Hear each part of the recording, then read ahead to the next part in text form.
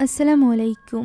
জাংলট এটা এমন এক কালো জাদু যেটা যার জন্য করা হয় তার পেছনে পড়ে যায় এক ভয়ানক জিন, যে জিন ওই ব্যক্তিকে মৃত্যু পর্যন্ত ফলো করে এবং তার মৃত্যুর কারণ হয়ে দাঁড়ায়। এই কালো জাদুর মূল উদ্দেশ্যই হলো যে ব্যক্তির ওপর কালো জাদু করা হয়েছে তার আয়ু ছিনিয়ে নেওয়া, যাতে করে যে কালো জাদুটি করেছে সে বিনা রোগে আরও বেশি দিন বাঁচতে পারে।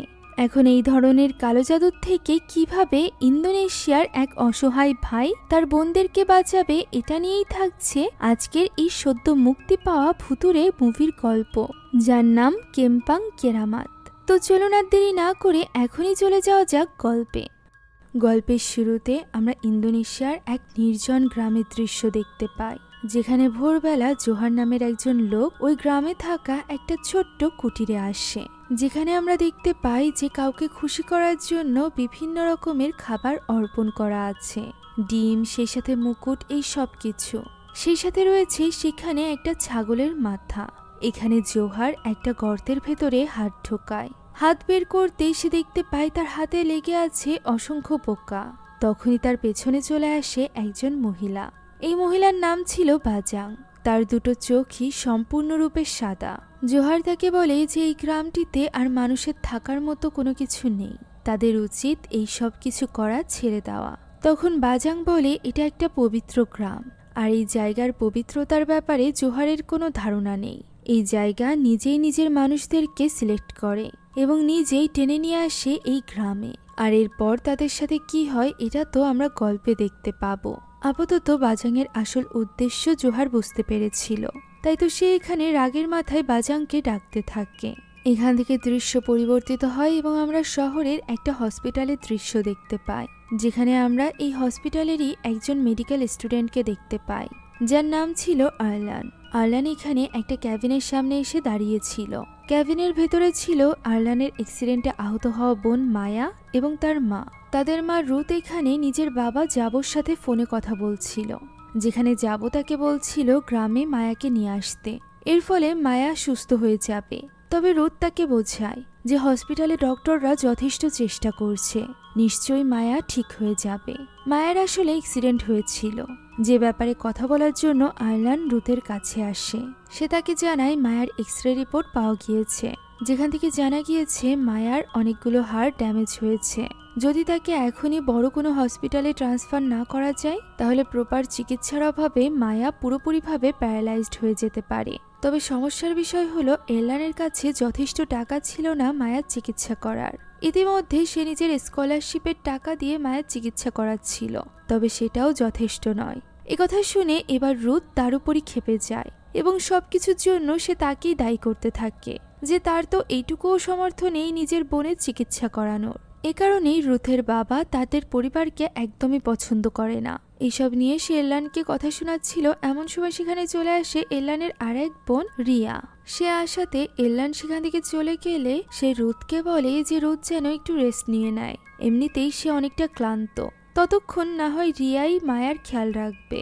একথা শুনে রুথ সেখান থেকে চলে যায়। রিয়া গিয়ে বসে মায়ার কাছে। সে মায়ার বেডের কাছে যে কাবারটি আছে তার ভেতরে দেখতে থাকে।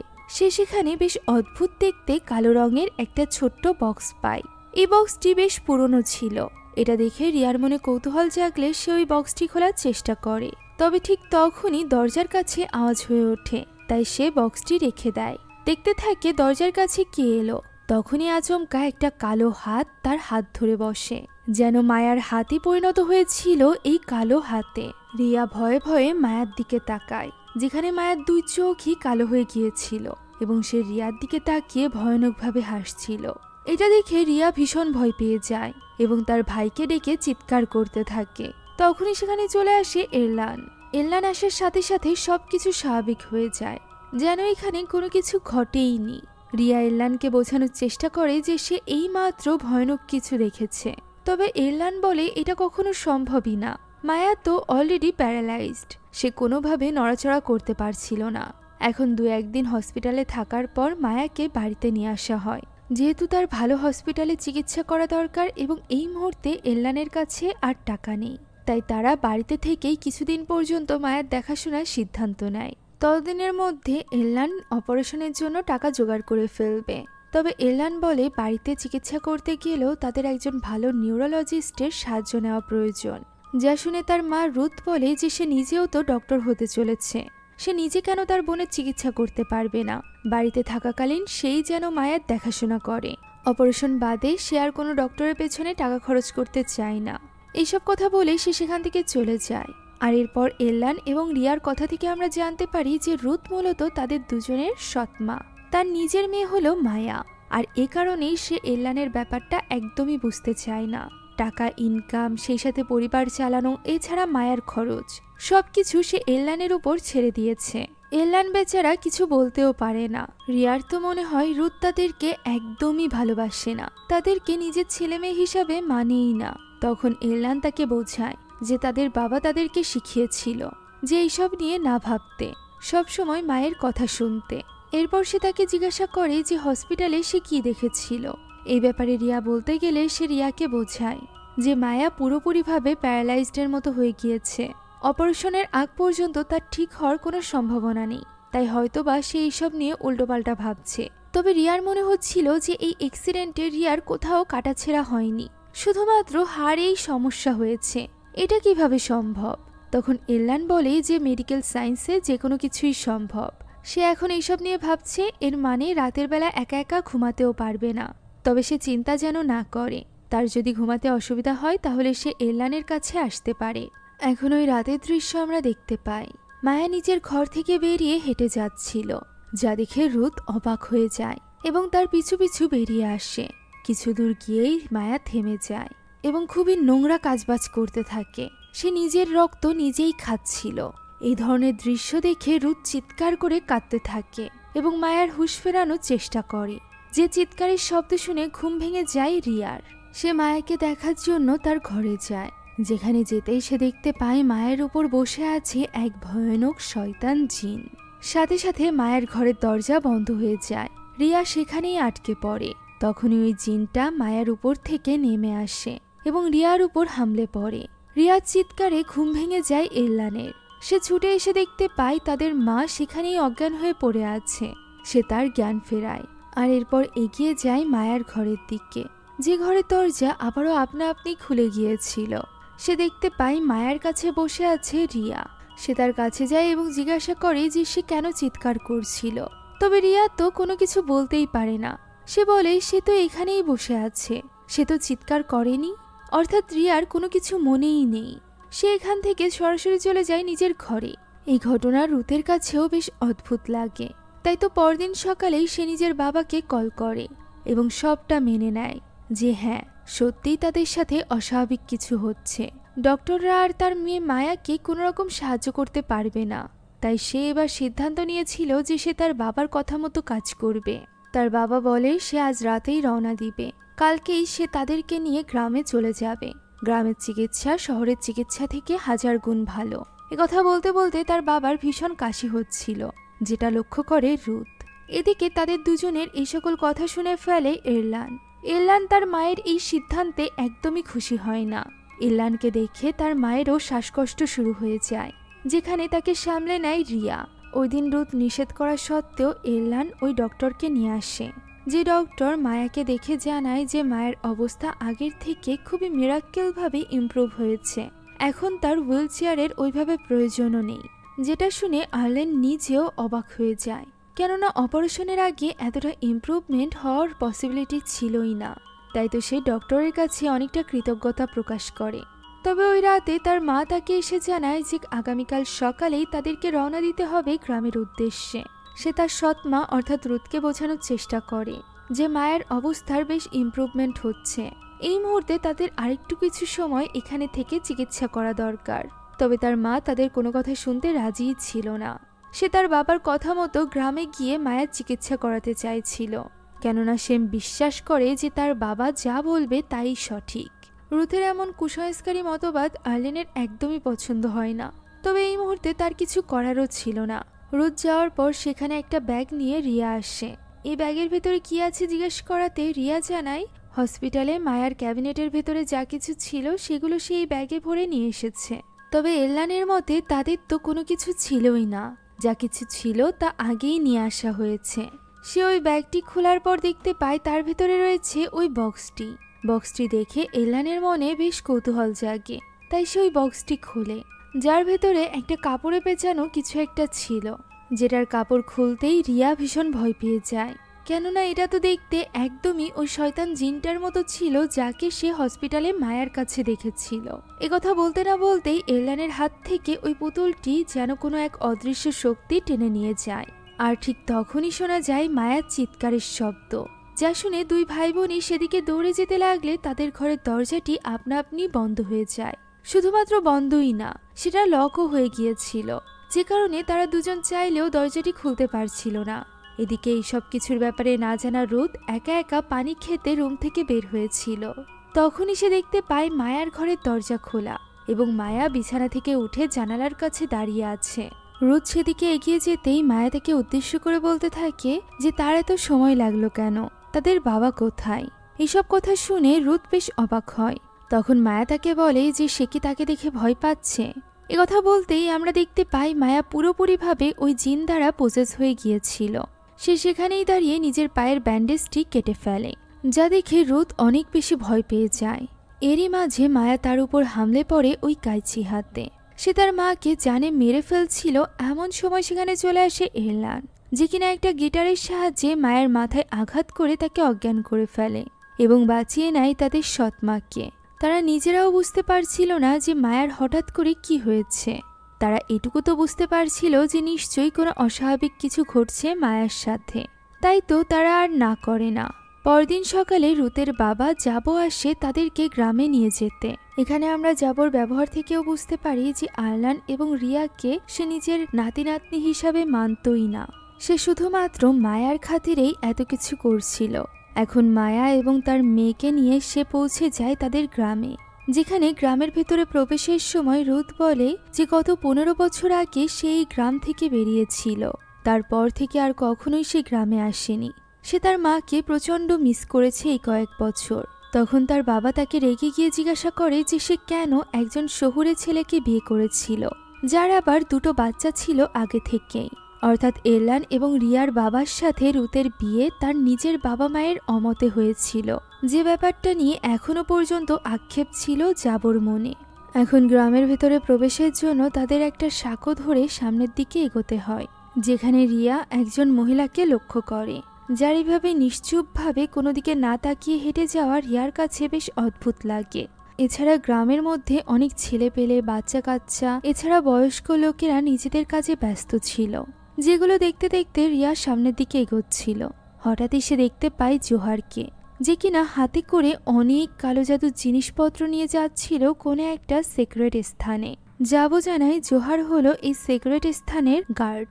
একথা শুনে রিয়া জিজ্ঞাসা করে সিক্রেট স্থান আবার কি, যার উত্তরে এরলান বলে এটা একটা ভয়ানক জায়গা। এভাবেই দুই ভাই বোনের মধ্যে খুনসুটি চলছিল। এমন সময় রুথের মা তাদের কাছে আসে। রুথের মা অর্থাৎ নানির সাথে প্রথমবার দেখা হয়েছিল রিয়ার, তাই সে প্রথমবারের মতো নানিকে দেখে বেশ এক্সাইটেড হয়ে পড়ে। এরলান এবং রিয়ার প্রতি জাবোর ব্যবহার ভালো না হলেও তার স্ত্রীর ব্যবহার বেশ ভালো ছিল। সে এরলান এবং রিয়াকে সাবধান করে বলে যে তারা যেন সিক্রেট স্থানে না যায়, কেননা সেখানে তাদের জন্য বিপদ আছে। যাক, এখন ওই দিন সন্ধ্যার দৃশ্য আমরা দেখতে পাই, যেখানে এরলান, রিয়া এবং রুথ বসে নাস্তা করছিল। সেখানে রুথের মা আসে। রুথ তার মাকে বলে গ্রামের অবস্থা এরকম কেন হয়েছে, দেখে মনে হচ্ছে এটা যেন পুরোপুরি পরিত্যক্ত একটা গ্রাম। উত্তরে রুথের মা বলে যে গ্রামে প্লেগ রোগ ছড়িয়ে পড়েছিল, যার ফলে গ্রামের অনেক মানুষ মারা গিয়েছিল। সে সাথে যারা বেঁচে ছিল তাদের বেশিরভাগ মানুষই শহরে চলে গিয়েছিল নিজেদের চিকিৎসা করাতে। এর ফলে গ্রামের এখন এই অবস্থা। রিয়া তখন এরলানকে বলে যে গ্রামের অবস্থা দেখে মনে হচ্ছে এটা যেন একটা কবরখানা। তখন এরলান বলে তাই এটা মনে হচ্ছে, কেননা গ্রামে যেখানে সেখানে মানুষদেরকে কবর দেওয়া হয়। এছাড়া প্লেগ রোগের কারণে অনেক মানুষ একসাথে মারা গিয়েছিল, হয়তোবা এই কারণেই রিয়ার এমনটি মনে হচ্ছে। এইভাবে কথা বলতে বলতে তারা দুই ভাই বোন সেখান থেকে উঠে যায়। পথেই তারা দেওয়ালে ঝুলানো অনেকগুলো ছবি দেখতে পায়। এই ছবিগুলো মূলত এই গ্রামের বাসিন্দাদের ছিল। তবে অদ্ভুত ব্যাপার হলো এই ছবিগুলোতে থাকা প্রত্যেকটা গ্রামবাসীকে রিয়া আসার সময় এই গ্রামেই উপস্থিত দেখেছে। তবে এগুলো তো অনেক আগের ছবি, আল্লানের মতে এরা কেউ হয়তো বা বেঁচে নেই, আর যদি বেঁচেও থাকে তবুও তারা বৃদ্ধ বৃদ্ধাতে পরিণত হয়েছে, তাই রিয়া হয়তো বা আবারও ভুল দেখেছে। তখন রিয়া সেখানে থাকা এক বৃদ্ধ লোকের ছবিতে ইশারা করে বলে যে এই লোকটি বাদে বাকি সকলকে সেই গ্রামে দেখেছে। তবে আর্লেন এবারও তার কথাই গুরুত্ব দেয় না এবং সেখান থেকে চলে যায়। তখনই রিয়াকে ডাক দেয় রুথ। মূলত সে রিয়াকে দিয়ে মায়ের কাছে খাবার পাঠাতে চাইছিল। তারা এখন অন্য বাড়িতে ছিল এবং মায়া ছিল জাবর বাড়িতে ঘুমিয়ে, তাই সে রিয়াকে দিয়ে খাবার পাঠিয়ে দেয় মায়ার কাছে। অন্যদিকে তখনই এলান তাকে জানায় যে তার পড়াশোনার ক্ষেত্রে অনেক বেশি ক্ষতি হচ্ছে, এখানে নেটওয়ার্কও নেই, তাই সে নিজের ক্লাসও অ্যাটেন্ড করতে পারছে না। তাই সে আগামীকালই শহরে ফিরে যেতে চায়, কেননা এখানে এইভাবে থাকলে তার পড়াশোনার পাশাপাশি তার স্কলারশিপের টাকার উপরও ইফেক্ট পড়বে। তবে রুথ তখনও পর্যন্ত এলানের সমস্যা বুঝতেই চাইছিল না। সে বলে এই মুহূর্তে সে তার বোনকে এইভাবে একা ফেলে যাবে কিভাবে, এই গ্রামে তো কোনো ডক্টরও নেই। যার উত্তরে রুথের মা বলে যে এই গ্রামে ডক্টরের কোনো প্রয়োজনই নেই, এই গ্রাম নিজে থেকেই নিজের পবিত্রতা দিয়ে মানুষদেরকে সুস্থ করে তোলে। এই গ্রামে রয়েছে অস্বাভাবিক ক্ষমতা। প্লেগ রোগের কারণে এই গ্রাম পুরোপুরি ফাঁকা হয়ে গেলেও বেঁচে গিয়েছিল মাত্র 4 জন মানুষ, বাজাং, জোহার, জাবো এবং সে নিজে। অর্থাৎ আসার সময় রিয়া গ্রামের মধ্যে যাদেরকেই দেখেছে তারা কেউই বেঁচে নেই, অর্থাৎ একমাত্র রিয়াই তাদেরকে দেখেছে, অন্য কেউ দেখতেও পায়নি। এই গ্রামটি এখন পুরোপুরিভাবে ফাঁকা ছিল, আর এই গ্রামে বেঁচে থাকা এই 4 জন ব্যক্তি এই গ্রামের আধ্যাত্মিক ক্ষমতার ব্যাপারে পূর্ণাঙ্গ বিশ্বাসী ছিল, যেটা শুনে এলান বলে যে তারা এই যুগেও এই ধরনের কুসংস্কারের উপর বিশ্বাস করে। যা শুনে যাবো এবার রেগে যায় এবং তাকে উল্টোপাল্টা কথা শোনাতে থাকে, আর এই কথা শোনাতে শোনাতেই তার কাশি শুরু হয়ে যায়। অন্যদিকে আমরা দেখতে পাই রিয়া ভয়ে ভয়ে গিয়ে পৌঁছেছিল মায়ার ঘরের সামনে। সেখানে হঠাৎই তাকে পেছন থেকে ফিসফিসানি কণ্ঠে কেউ যেন ডাক দেয়, যার ফলে ভয় পেয়ে রিয়া দ্রুত ঘরের ভেতরে ঢুকে পড়ে, যেখানে মায়া ঘুমিয়েছিল। রিয়া তার জন্য খাবার রেডি করবে, এমন সময় ঘরে থাকা আলমারির দরজাটি আপনা আপনি খুলে যায়, যা দেখে রিয়া যায় সেখানে দেখতে। সে ওই আলমারির ভেতরে ওই বক্সটি পায় যেটা সে হসপিটালে পেয়েছিল। সে এই বক্সটি এখানে দেখে ভীষণ ঘাবড়ে যায় এবং এলানকে ডাকতে শুরু করে। তখনই আচমকা আলমারির ভেতর থেকে ভয়ানক দুটো হাত বের হয়ে রিয়াকে ভেতরে টেনে নিয়ে যায়। রিয়ার চিৎকার শুনে সেখানে এসে পৌঁছায় আরলান। তবে সে সেখানে ঢুকে রিয়াকে কোথাও দেখতে পায় না, বরং মায়া তো দিব্যি হেঁটে চলে বেড়াচ্ছিল, যা দেখে এলানের মনে বেশ খটকা লাগে। তখনই সে দেখতে পায় রিয়া বাইরে থেকে দৌড়ে কোথাও একটা যাচ্ছে। সে রিয়ার পিছু করবে, ঠিক তখনই মায়া এসে তাকে পেছন থেকে জড়িয়ে ধরে। এতে করে এলান দ্রুত তার হাত ছাড়িয়ে দেয় এবং তাকে বলে তার কাছে না আসতে। তখনই সে দেখতে পায় মায়া নয়, বরং এটা তো ওই ভয়ানক জিন, যা দেখে সে ঘাবড়ে যায় এবং হাতে তুলে নেয় একটা শাবল। তখনই সেখানে চলে আসে রুথ, জাবো এবং রুথের মা। তারা এসে ভাবে এলান হয়তো বা মায়ার উপর আক্রমণ করছে, তাই তারা মায়াকে রক্ষা করে নেয় এবং এলানকে উল্টোপাল্টা কথা শোনাতে থাকে। রুথের মা তো বলে দেয় আগামীকালই যেন তারা 2 ভাই বোন এই গ্রাম ছেড়ে চলে যায়। এলান বলে সে চলে যাবে ঠিকই, তবে তার আগে সে বলে যেতে চায় যে এটা মায়া নয়, বরং তার ভেতরে রয়েছে ভয়ানক কিছু একটা, যেটার ব্যাপারে জানতে রুথ দেরি করে ফেললে অনেক বিপদে পড়বে। এছাড়া সে নিজের বোন অর্থাৎ রিয়াকে ছাড়া এই গ্রাম থেকে যাবেও না। একথা বলে সে বেরিয়ে পড়ে রিয়াকে খুঁজতে। রুথ তাকে আটকানোর জন্য তার পিছে পিছে বেরিয়ে যায়, যে ব্যাপারটা পছন্দ হয় না রুথের বাবা মায়ের। এখন পরদিন সকাল থেকে শুরু হয়ে যায় মায়ের উপর রিচুয়াল, যে রিচুয়ালটি আর কেউ নয় বরং এই গ্রামের ওই ওঝা অর্থাৎ বাজাং করছিল। বাজাংয়ের কাছে এখানে যাব একটা ছাগলের মাথা কেটে আনে এবং বলে এই রিচুয়াল যে সে করতে চায় এই ব্যাপারে সম্মতিস্বরূপই সেই মাথাটি তাকে দিচ্ছে, যেটা নিয়ে বাজাং তার পাশে থাকা ওই ছোট্ট কুঁড়ে ঘরের ভেতরে রেখে দেয়। এই কুঁড়ে ঘরটি মূলত এই গ্রামে সেক্রেট প্লেস নামে পরিচিত, অর্থাৎ পবিত্র স্থান। এখন এরপর বাজাং শুরু করে দেয় তার ভয়ঙ্কর ওই কালো জাদুর রিচুয়াল, যার মাধ্যমে সে দাবি করছিল যে মায়া একেবারেই সুস্থ হয়ে উঠবে। এই রিচুয়াল দেখে মায়াও এখানে ভয় পাচ্ছিল, যেখানে রুথ তাকে আশ্বাস দেয়। এরপর বাজাং মায়াকে পানি দিয়ে গোসল করায় এবং কিছু রক্ত তাকে জোরপূর্বক খাইয়ে দেয়, আর এরপর সে ভয়ানকভাবে হাসতে থাকে। এদিকে এলান ততক্ষণে আলমারির ভেতরে থাকা ওই বক্সটি খুঁজে পেয়েছিল, যেটা হাতে নিয়ে সে তখনও খুঁজে বেড়াচ্ছিল রিয়াকে। পুরো গ্রামের ভেতরে রিয়ার কোনো সন্ধান সে পাচ্ছিল না। তাকে এইভাবে খুঁজতে দেখে তার কাছে এগিয়ে আসে জোহার এবং জিজ্ঞাসা করে যে সে কি চায়। এলান তাকে কোনো কিছুই বলতে চাইছিল না। তখন জোহার লক্ষ্য করে তার হাতে থাকা ওই বক্সটির দিকে। সে এটা দেখে কিছু একটা উপলব্ধি করতে পারে এবং সেটা নিয়ে সে এলানকে তার সাথে যেতে বলে। এলানও কোনো কিছু বুঝতে পারছিল না, তাই তো সে জোহারের সাথে চলে যায়। অন্যদিকে ওই রাতে একটা মুরগি হাতে নিয়ে বাজাং যায় ওই কুঁড়েঘরের কাছে। সেখানে এই কালো মুরগিকে সে এক কোপে মেরে ফেলে আর এরপর তার রক্ত নিয়ে পান করতে থাকে বাজাং। এরপর সে শুরু করে একটা মন্ত্র পড়া, যে মন্ত্রপাঠ সে কোনো শয়তানকে ডাকার উদ্দেশ্যে করছিল। সে বলতে থাকে যে সে মানুষের বলির ব্যবস্থা করেছে, এবার যেন জীবিতরা মৃত হয়ে যায় এবং মৃত মানুষেরা জেগে ওঠে। এই কথা বলে সে কিছু একটা ছিটাতে থাকে ওই কুঁড়েঘরের দিকে, যার ফলে ওই ঘরের ভেতর থেকে বেরিয়ে আসে ভয়ঙ্কর ওই জিন। এই জিনকেই মূলত আমরা মায়ার আশেপাশে দেখেছিলাম। এর মানে এই জিন যে মায়ার পিছে পড়ে আছে এই ব্যাপারে কোনো না কোনোভাবে বাজাং দায়ী, যে ব্যাপারটা এখনো পর্যন্ত জানতো না মায়ার পরিবার। এখন দৃশ্য চলে যায় আরলানের কাছে, যে কিনা তখনও পর্যন্ত জোহারের সাথেই ছিল। জোহার এখানে তাকে অনেক কিছু ক্লিয়ারভাবে বলে। সে প্রথমেই জিজ্ঞাসা করে যে তার কাছে থাকা এই বক্সটি সে কোথায় পেয়েছে। এই প্রশ্নের কারণ জিজ্ঞাসা করলে জোহার জানায় যে এর ভেতরে থাকা জিনিসটা শুধুমাত্র কোনো বস্তু নয়, বরং খুবই ভয়ঙ্কর জাদুই বস্তু। এটার নাম হলো জেংলট। আরলান বলে যে তার বোন এটা মায়ার ক্যাবিনে পেয়েছিল, যা শুনে জোহার বলে এর মানে হলো মায়ার পেছনে কেউ জেংলট লাগিয়েছে। কারোর উপর কালো জাদু করার জন্য তার পেছনে জেংলট পাঠানো এই গ্রামের জন্য বেশ নর্মাল একটা ব্যাপার। যার পেছনে এই জেংলটকে পাঠানো হয় মৃত্যু পর্যন্ত ওই ব্যক্তির পেছনে এই জেংলট পড়েই থাকে, আর ওই ব্যক্তির মৃত্যুর পর যে এই জেংলট পাঠিয়েছিল তার আয়ু বেড়ে যায়। এক কথায় বলতে গেলে ওই জিন যে ব্যক্তির উপর জেংলট পাঠানো হয়েছে তার কাছ থেকে আয়ু নিয়ে যে ব্যক্তি পাঠিয়েছে তাকে দিয়ে দেয়, অর্থাৎ আয়ুকে মেরে কেউ নিজের দীর্ঘজীবন কামনা করছিল। সে ব্যক্তি কে হতে পারে এই ব্যাপারে কোনো ধারণা ছিল না আরলানের। তাই জোহার তাকে সাবধান করে বলে যে যা কিছু করবে সে যেন সাবধানে করে, তা না হলে সে নিজের পাশাপাশি নিজের বোনদের জন্য বিপদ ডেকে আনবে। এদিকে ওই সময় আমরা রিয়াকে দেখতে পাই, যাকে আটকে রাখা হয়েছিল একটা কুঁড়ে ঘরে। তার সামনে পড়েছিল ওই ছাগলের মাথা, যা দেখে রিয়া অনেকটা ভয় পেয়ে যায়। এটা ছিল ওই কুঁড়ে ঘর যার বাইরে এসে একটু আগেই বাজাং ওই রিচুয়াল করে গিয়েছে। রিয়া এখানে মায়ার কণ্ঠে ডাক শুনতে পায়। সে এটা শোনার চেষ্টা করছিল, এমন সময় সেখানে চলে আসে ওই জিন, যে কিনা রিয়াকে ধরে ফেলে।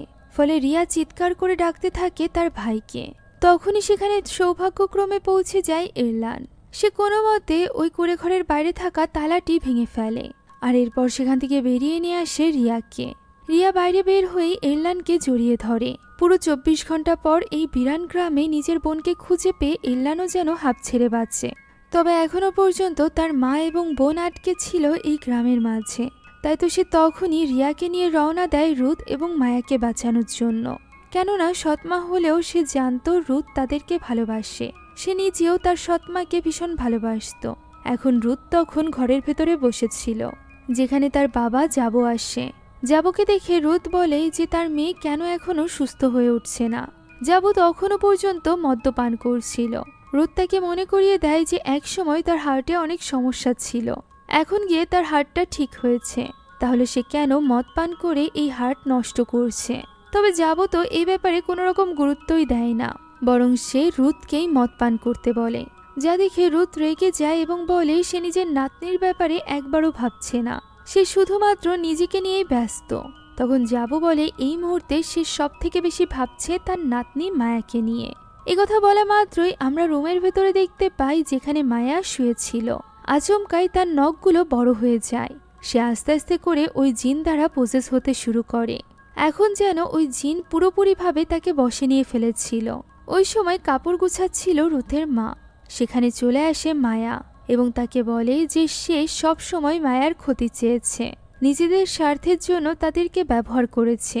একথা বলেই মায়ার ভেতরকার জিন মায়ার নানির উপর হামলে পড়ে। অন্যদিকে রুথের বাবা যাবো নিজেও অসুস্থ হয়ে পড়ে। সে কোনো একদিকে আঙুল দিয়ে ইশারা করতে করতে মাটিতে লুটিয়ে পড়ে। রুথ বুঝতে পারে না যে তার বাবার কি হলো। তখনই সেখানে চলে আসে এরলান এবং রিয়া। রুথ রিয়াকে বলে দ্রুত তার মাকে ডেকে আনতে। তাই তো রিয়া ভেতরের ঘরে গিয়েই জোরে চিৎকার দিয়ে ওঠে, কেননা সেখানে ঝুলে ছিল রুথের মায়ের লাশ, যা দেখে তারা তিনজনই ভীষণ ঘাবড়ে যায়। বিশেষ করে ভেঙে পড়ে রুথ। এলান তাকে কোনো মতে সামলানোর চেষ্টা করে এবং বলে তাদের দ্রুত থেকে দ্রুত সময়ের মধ্যে এখান থেকে বেরিয়ে যাওয়া দরকার, তা না হলে তাদের জীবন ঝুঁকিতে পড়বে। একথা বলে কোনো মতে বুঝিয়ে এলান রুথ, রিয়া এবং জাবুকে নিয়ে ওই গ্রামের বাইরে গাড়ির কাছে চলে আসে। জাবু তখনও পর্যন্ত অজ্ঞান ছিল। রুথ এবং জাবুকে গাড়িতে বসিয়ে দেয় সে, আর এরপর রিয়াকে সেখানে থেকে তাদের দেখাশোনা করতে বলে নিজে চলে যায় মায়াকে খোঁজার জন্য। সে বারবার রিয়াকে বলে দেয় যে সে যেন গ্রামের ভেতরে কোনোভাবেই না প্রবেশ করে। তবে তখনই জ্ঞান ফেরা মাত্রই রুথের শ্বাসকষ্ট শুরু হয়ে যায়, আর তাকে বাঁচানোর একটাই মাত্র উপায়, সেটা হলো ইনহেলার, যেটা জাবুর বাড়িতে তারা ফেলে রেখে এসেছিল। তাই তো রিয়া ছুটে চলে যায় গ্রামের ভেতরে সৎমাকে বাঁচানোর জন্য। তবে সে যাওয়ার সাথে সাথেই তার সৎমা অর্থাৎ রুথ গাড়ি থেকে বেরিয়ে আসে, কেননা সে দূরে মায়াকে দেখতে পাচ্ছিল, অর্থাৎ গ্রামের ভেতরে। অন্যদিকে রিয়া তন্ন তন্ন করে খুঁজছিল তার মায়ের ওই ইনহেলার। পুরো ঘরের কোথাও সে পাচ্ছিল না। ফাইনালি সে খুঁজে পায়ও, তবে সেটা নিয়ে বের হবে তার আগেই তার চোখ যায় উপরে ঝুলতে থাকা ওই দড়ির দিকে, যে কাপড়ের সাথে ঝুলেছিল রুথের মা। তবে এই মুহূর্তে সেখানে তার লাশ নেই। তখনই বাইরে থেকে কারোর হেঁটে আসার আওয়াজ শোনা যায়, যা শুনে রিয়া ভয় পেয়ে যায় এবং বিছানার নিচে গিয়ে লুকিয়ে পড়ে। আমরা দেখতে পাই সেখানে হাঁটতে হাঁটতে এসেছিল রুথের মা। হতে পারে ওই জিনই এখন রুথের মায়ের রূপ নিয়েছিল। এ ব্যাপারেও জোহার বলেছিল। সে আরলানকে জানিয়েছিল যে রাতের বেলা এই জিনটি যে কারোর রূপ নিতে পারে। এখন ওই জিন এসে একটা সাঁড়াশি দিয়ে আঘাত করতে থাকে ওই বিছানার উপর, যা ঢুকে যায় রিয়ার হাতে। তবুও রিয়া কোনো রকম শব্দ করে না। সে ভয়ে এই ব্যথা চুপচাপ সহ্য করে নেয়। তবে এতেও তার শেষ রক্ষা হয় না, ওই জিন তাকে টেনে নিয়ে যায়। এদিকে আমরা রুথকে দেখতে পাই, যে কিনা মায়াকে দেখতে দেখতে মায়ের পিছু পিছু একটা ঝিলের কাছে চলে এসেছিল, যার ভেতরে মায়া লাফ দেয়। এটা দেখে রুথ অনেকটা ভেঙে পড়ে এবং সেখানে এসে তার মেয়েকে ডাকতে থাকে। তখনই তার পেছনে চলে আসে মায়ার ওই ভয়ঙ্কর রূপ, অর্থাৎ ওই জিন, যে কিনা রুথকে ধাক্কা দিয়ে ওই ঝিলের পানিতে ফেলে দেয়। ফলে একা হয়ে পড়ে জাবু তখন একা গাড়িতে বসেছিল, যেখানে তার জ্ঞান ফিরে আসতেই সে নিজের সামনে বাজাংকে দেখতে পায়। এখানেই খুলে আসল রহস্য। আমরা জানতে পারি এই সকল কালো জাদুর পেছনে আর কেউ নয়, বাজাং এবং জাবুই দায়ী। এমনকি 15 বছর আগে যে প্লেগ এই গ্রামে ছড়িয়েছিল সেটার পেছনেও পর্যন্ত জাবু দায়ী ছিল। জাবু এই রিচুয়ালের মাধ্যমে এতগুলো প্রাণের বদলে নিজের দীর্ঘায়ু কামনা করেছিল, যাতে করে তার হার্টের প্রবলেম ঠিক হয়ে যায়। আর সত্যিই এমনটি হয়েছিল। এতগুলো মানুষের প্রাণ নেওয়ার ফলে তার আয়ু বেড়েছিল, তার হার্টের প্রবলেম ঠিক হয়ে গিয়েছিল। এই মুহূর্তে এসে তার হার্টের প্রবলেম আবারও দেখা দিয়েছে, আর এ কারণেই হয়তোবা সে এই কালো জাদুর আশ্রয় নিয়েছে। বাজাং এখানে বলতে থাকে যে ওই প্লেগ রোগের কারণে তার পুরো পরিবার শেষ হয়ে গিয়েছিল, তাই সে এবার জাবুকে দিয়েই তার পরিবার শেষ করাবে। অর্থাৎ এই সব কিছুর পেছনে মূল চালই ছিল বাজাংয়ের। এটুকু বলেই বাজাং সেখান থেকে গায়েব হয়ে যায়। জাবু এমনিতেই অনেক ভয় পাচ্ছিল। এমন সময় তার কাঁধে হাত রাখে ওই জিন। তার পিছে চলে এসেছিল মায়া, যে পরক্ষণেই গায়েব হয়ে যায়, যেটা দেখে জাবু গাড়ি থেকে দ্রুত নেমে আসে এবং পালানোর চেষ্টা করে। তখনই আবারও মায়া তার পেছনে চলে আসে এবং তার মাথায় আঘাত করে। অন্যদিকে আমরা এলানকে দেখতে পাই, যে কিনা নিজের সামনে মায়াকে দেখতে পাচ্ছিল। তবে তখনই সেখানে চলে আসে জোহার এবং তাকে ডাক দেওয়ার আগেই সে এলানের মুখ চেপে ধরে তাকে টেনে নিয়ে যায়। এর কারণ জিজ্ঞাসা করলে এলান তাকে বাজাংকে দেখায় এবং বলে এই মহিলাই রয়েছে এই সবকিছুর পেছনে। সে এখানে তাকে সবটা খুলে বলে যে জাবু কিভাবে মায়ের উপর কালো জাদু করেছিল, যাতে করে সে তার জীবন নিয়ে নিজে সুস্থ হতে পারে। এর মানে মায়া কোনো অ্যাক্সিডেন্ট করেইনি, তাকে হসপিটালে ভর্তি করা হয়েছিল হঠাৎ করেই। এ কারণেই তার শরীরে কোনো রকম কাটাছেঁড়ার দাগ ছিল না। তারা বুঝতেও পারছিল না যে কিভাবে সে এত বড় আঘাত পেল। এখন তো সবকিছু বুঝতে পারছিল এলান, তাই সে সরাসরি চলে যায় তার বোন এবং মাকে বাঁচাতে। কেননা জোহার থেকে বলেছিল যে তার বোনদেরকে বাঁচানো তার একটাই মাত্র উপায় হাতে আছে, আর সেটা হলো ওই কুঁড়ে ঘরটিকে পুড়িয়ে ফেলা, অর্থাৎ যেখানে এই সকল কালো জাদু করা হয়, যেখানে রয়েছে ওই শয়তান জিন। তাই তো প্রথমে এলান চলে যায় তার মা এবং বোনকে বাঁচাতে। তবে সেখানে গিয়ে সে দেখতে পায় সেখানে তারা নেই, বরং পড়ে আছে জাবু। যাবো তার কাছে সাহায্য চাইলে এরলান তাকে বলে সে সবটা জেনে গিয়েছে। সে জানতে পেরেছে যাবো কিভাবে তার বোনের উপর কালো জাদু করেছিল। সে নিজেরই নাতনির জীবনের বদলে নিজের আয়ু বাড়াতে চাইছিল, নিজের হার্টের রোগ ঠিক করতে চাইছিল। তার করা ফাঁদেই এখন পড়ে গিয়েছে সে নিজে। তার পুরো পরিবার এখন শেষ হতে চলেছে। বাজাং এখন তার পুরো পরিবারকে মেরে জীবিত করতে চলেছে, নিজের পরিবারকে, তাও আবার ওই শয়তান জিনের সাহায্যে। আর এই কাজে সে ব্যবহার করছে এই গ্রামের আত্মাদেরকেও, যাদেরকে এই গ্রামে ঢোকা মাত্র রিয়া দেখতে পেয়েছিল। এইসব কথা বলে আরলান যাবোকে কোনোরকম সাহায্য না করে সেখান থেকে চলে আসছিল। এমন সময় সে দেখতে পায় যাবোর কাছে এসেছে মায়া, যে কিনা যাবোকে তার সামনেই মেরে ফেলে। এটা দেখে আরলান যাবোকে বাঁচাবে নাকি সাড়া দিবে নিজের বোন রিয়ার চিৎকারে তা বুঝে উঠতে পারছিল না। তাই তো সে যাবোর কথা না ভেবে ছুটে চলে যায় রিয়ার কাছে। এদিকে রিয়াকে চুল ধরে টেনে নিয়ে যাচ্ছিল তাদের নানি, অর্থাৎ রুথের মায়ের আত্মা। তাদের পিছু পিছু এরলান চলে আসে এই গ্রামের গোরস্থানে, যেখানে একটা কবরের সামনে সে দেখতে পায় তার দুই বোনকে ধাক্কা দিয়ে কবরের ভেতরে ফেলে দিচ্ছে বাজাং। যা দেখে সে ছুটে চলে যায় ওই কবরের কাছে। তবে ওই কবরের ভেতরে কেউই ছিল না। এমন সময় বৃষ্টি শুরু হয়ে যায়, আর এই বৃষ্টির মাঝেই সে দেখতে পায় এই গ্রামের ওই মানুষগুলোর আত্মা তার দিকে ধেয়ে আসছে, যাদেরকে দেখে আরলান কি করবে তা বুঝে উঠতে পারছিল না। তখনই সেখানে চলে আসে ওই জিনটি এবং তাকে ধাক্কা দিয়ে ওই কবরের মধ্যে ফেলে দেয়। এরপর ওই আত্মারা তার উপর মাটি ফেলতে থাকে, অর্থাৎ তাকে জীবিত কবর দিয়ে দিচ্ছিল ওই জিন। তবে সঠিক সময় সেখানে পৌঁছে যায় জোহার। জোহার সেখানে পৌঁছে কোনো মতে তার হুঁশ ফিরিয়ে আনে এবং ওই কবর থেকে উঠিয়ে আনে। সে বলে এখনো সময় আছে তার বোনদেরকে বাঁচানোর, তাই সে যেন দ্রুত গিয়ে ওই কুঁড়ে ঘরের ভেতরে থাকা যে পিঁপড়ার বাসাটি আছে বিশাল আকৃতির, ওটা ভেঙে ফেলে, কেননা এটার ভেতরেই ওই জিনটি তার দুই বোনকে আটকে রেখেছে। যা শুনে এরলান তখনই ছুটে যায় ওই কুঁড়ে ঘরের উদ্দেশ্যে। অন্যদিকে জোহার সেখানেই দাঁড়িয়ে ওই আত্মাদেরকে শান্ত করার চেষ্টা করে আল্লাহর কালামের মাধ্যমে। দৃশ্য চলে যায় ওই কুঁড়ে ঘরে, যেখানে পৌঁছে এরলান ওই পিঁপড়ের বাসাটি ভাঙা শুরু করে। তবে তার আগেই সেখানে পৌঁছে যায় বাজাং। সে এরলানকে আটকানোর জন্য মন্ত্র পড়তে শুরু করে, যার ফলে এরলান সেখানেই পড়ে যায় এবং কুঁড়ে ঘর থেকে বেরিয়ে আসে ওই ভয়ানক জিনটি, যেটা কিনা এরলানের উপর চড়ে বসে। সে এরলানকে পুরোপুরি মেরে ফেলতে যাবে, তবে তার আগেই সেখানে পৌঁছে যায় যাবো তখনও বেঁচে ছিল। সে সেখানে এসেই একটা কোড়াল মেরে দেয় বাজাংয়ের মাথায়, যার ফলে বাজাংয়ের মন্ত্র পড়া বন্ধ হয়ে যায় এবং ওই জিনটি আবারও ঢুকে যায় ওই কুঁড়ে ঘরে। এর ফলে বাজাংও বেশ আহত হয়ে পড়ে। সে এত বেশি রেগে গিয়েছিল যে সে যাবোর গলা চেপে ধরে।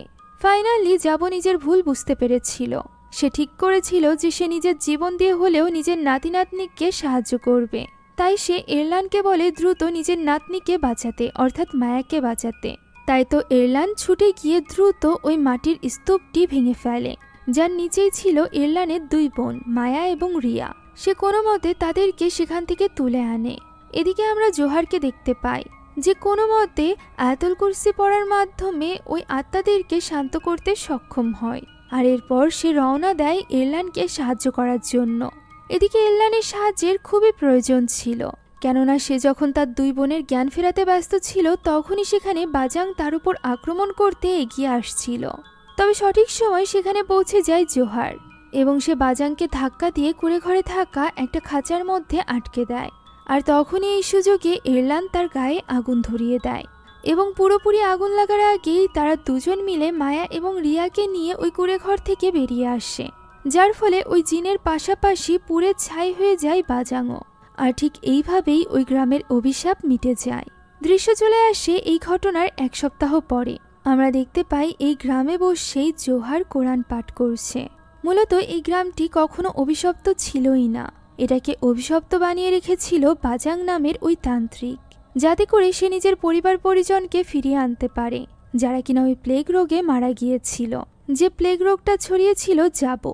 এদিকে এতদিনে মায়াও সুস্থ হয়ে উঠেছিল, তাই রিয়া এবং মায়াকে নিয়ে এরলান আসে জোহারের সাথে দেখা করতে।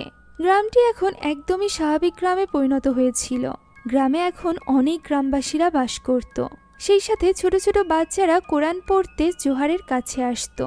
তারা যাওয়ার পর এরলান, রিয়া এবং মায়া জোহারের সাথে দেখা করে, যেখান থেকে আমরা জানতে পারি যে ওই দিন রুথও মারা গিয়েছিল যাবো এবং তার স্ত্রীর সাথে। জোহার জানায় সে অনেকদিন যাবৎ চেষ্টা করছিল সঠিক পথে ফিরে আসার, অর্থাৎ আল্লাহর পথে। তবে সে কিছুতেই আসতে পারছিল না বাজাংয়ের জন্য। শেষমেশ সে নিজের পথ বেছে নিয়েছে এবং এখন সে শুধুমাত্র মহান আল্লাহ তাআলার পথেই নিজের জীবন অতিবাহিত করতে চায়। তার এই সকল কথা শুনে রিয়াও বুঝতে পারে যে জোহার ভূত নয়। সে মূলত এতদিন যাবৎ ভয় পাচ্ছিল যে জোহার একজন এই গ্রামেরই ভূত হতে পারে, যাদেরকে সে প্রায়ই এখানে দেখত, তাদের মধ্য থেকে একজন। তবে জোহার একজন মানুষ ছিল, যেটা দেখে তারা ভীষণ হাসাহাসি করে। আর এরপর তারা 3 ভাই বোন সেখান থেকে চলে যায়। ওই সময় জোহারের পেছনে আমরা একজন পাঞ্জাবি পায়জামা পরা জিনকে দেখতে পাই, যে কিনা জোহারকে এই সঠিক পথে আসার ক্ষেত্রে সাহায্য করছিল। এরই সাথে আজকের এই গল্পটি এখানেই শেষ হয়ে যায়। আশা করছি ইন্দোনেশিয়ায় সদ্য মুক্তি পাওয়া এই গল্পটি আপনাদের কাছে ভালো লেগেছে। যদি ভালো লেগে থাকে তাহলে একটি লাইক এবং একটি কমেন্ট করতে ভুলবেন না। সেই সাথে এরকমই মজাদার ইন্দোনেশিয়ান ভয়ঙ্কর মুভির এক্সপ্লেনেশনের জন্য অবশ্যই আমাদের এই চ্যানেলটিকে সাবস্ক্রাইব করে যাবেন।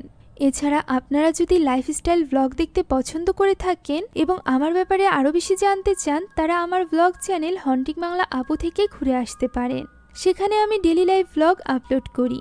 চ্যানেল এবং ফেসবুক পেজের লিংক এই ভিডিওর পিন কমেন্টে পেয়ে যাবেন। Thank you so much for watching this video. আল্লাহ হাফিজ।